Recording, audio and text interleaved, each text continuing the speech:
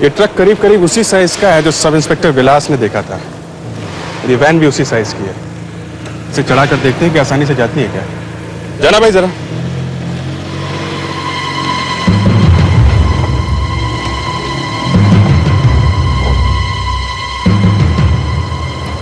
यही हुआ है अंबे मिल कॉलोनी में। वैन को ट्रक में चढ़ा दी गई और ट्रक वैन को मार्केट तक ले गया, इसलिए हमें वैन वहां मिली।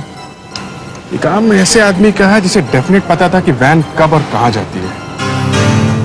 है कौन जिसने इतना जबरदस्त प्लान बनाया है। वैन को फिर से अच्छी तरह चेक करते हैं। इसको काटने के लिए कम से कम 1 घंटा तो लगा होगा साहब।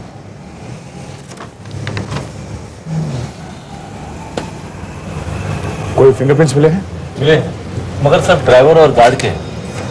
और गंगाधर गैरेज में काम करने वाले लोगों के। लुटेरों के नहीं मिले? नहीं सर। उन लोगों ने निशान मिटा दिए क्या? सर वैन के इस तरफ एक सफेद स्क्रैच है, ये देखिए।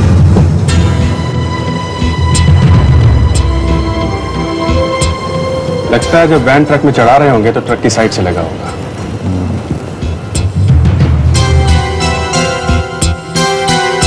ट्रक के अंदर का पेंट सफेद होगा। जरा देखो इसकी ऊंचाई कितनी है।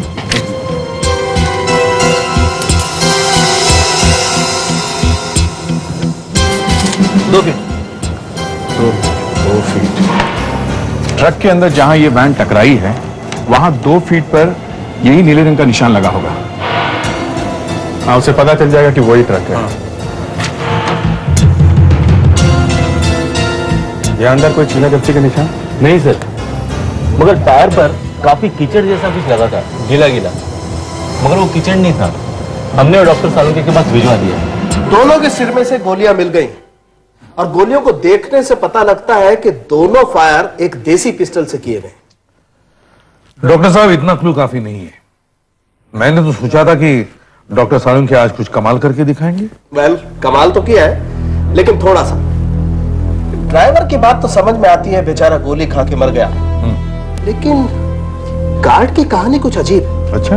इसके पेट में से और ब्रेन के टिश्यूज में से रोथिक्सिन नाम की नींद की दवाई के ट्रेसेस मिले। मतलब ये मरने से पहले सोया पड़ा था? जी नहीं, सुला दिया गया था। और ये ड्राइवर के शरीर में से कोई दवाई नहीं मिली। अच्छा, इंडिया इंटरनेशनल बैंक में जाकर पता करो वहां कोई कैंटीन वगैरह है क्या? जी साहब, यहाँ का कैंटीन मैं ही चलाता हूँ। मुझे अच्छी तरह से याद है, बिट्टू और गोपाल यहाँ से निकलने के 2-3 मिनट पहले कैंटीन में चाय पीने आए थे। उस टाइम वैन में कैश लोडिंग का काम चालू था। अच्छा, उनके साथ कोई तीसरा आदमी भी था क्या? कुछ याद है आपको? नहीं, और तीसरा तो कोई नहीं था, मगर साहब गोपाल को चाय पीने का बिल्कुल मूड नहीं था। मगर ये बिट्टू ने उसे जबरदस्ती चाय पिलाई और फिर अचानक क्या हुआ मालूम नहीं। गोपाल कहने लगा उसे चाय अच्छी नहीं लग रही है, तो बिट्टू बोला कि या तो चाय में मसाला या इलायची डाली होगी। तुम्हें इतनी सारी बातें कैसे याद है कि गोपाल ने ये कहा, बिट्टू ने ये कहा? वो तो इसलिए साहब कि मैंने तो चाय में मसाला इलायची डाली नहीं थी और गोपाल कहे जा रहा था कि चाय अच्छी नहीं है। मैंने कहा ठीक है भाई, दूसरा कप बना कर देता हूँ। फिर गोपाल ने चाय पी? नहीं साहब, मैं उसे दूसरा कप देने ही वाला था तो बिट्टू ने कहा लोडिंग हो गई, टाइम नहीं है। उसने गोपाल से कहा यही चाय पी, जल्दी कर, चलना है। और फिर वो लोग चले गए। ठीक है, आप अभी जाइए, अगर जरूरत पड़ी तो हम आपको फिर बुला लेंगे। ठीक है साहब। सीन कुछ ऐसा है कि बिट्टू ने गोपाल को 1 बजे के करीब चाय में मिला के कोई नशीली चीज पिलाई और 1:15 बजे गोपाल बेहोश हो गया। मगर साहब, अगर बिट्टू भी उन लुटेरों से मिला हुआ था तो उन लोगों ने उसे भी गोली क्यों मारी?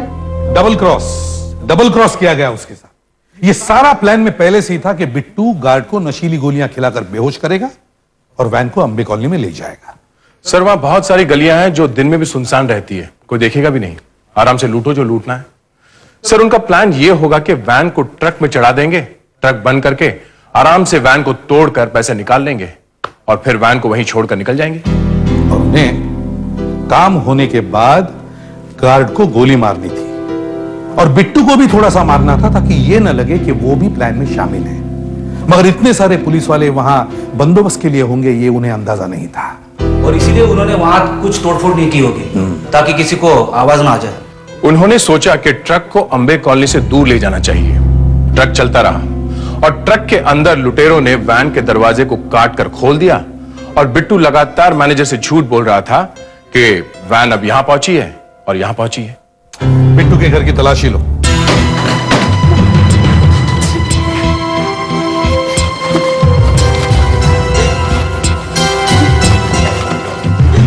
सर ये देखिए सर। रफीक सिंह, एसीपी साहब ने ठीक कहा था, बिट्टू लुटेरों से मिला हुआ था। मैंने कितनी बार बिट्टू को समझाने की कोशिश की साहब, हम गरीबों को बहुत ऊंची उड़ान भरने का नहीं सोचना चाहिए। हमारे पंखों में इतनी ताकत कहाँ है। मगर वो नहीं माना साहब, मगर वो नहीं माना। हर 15 दिन में इतनी बड़ी रकम यहां से वहां ले जाता था, ज्यादा देर तक अपने आप को रोक नहीं सका। आखिर लालच आई गया।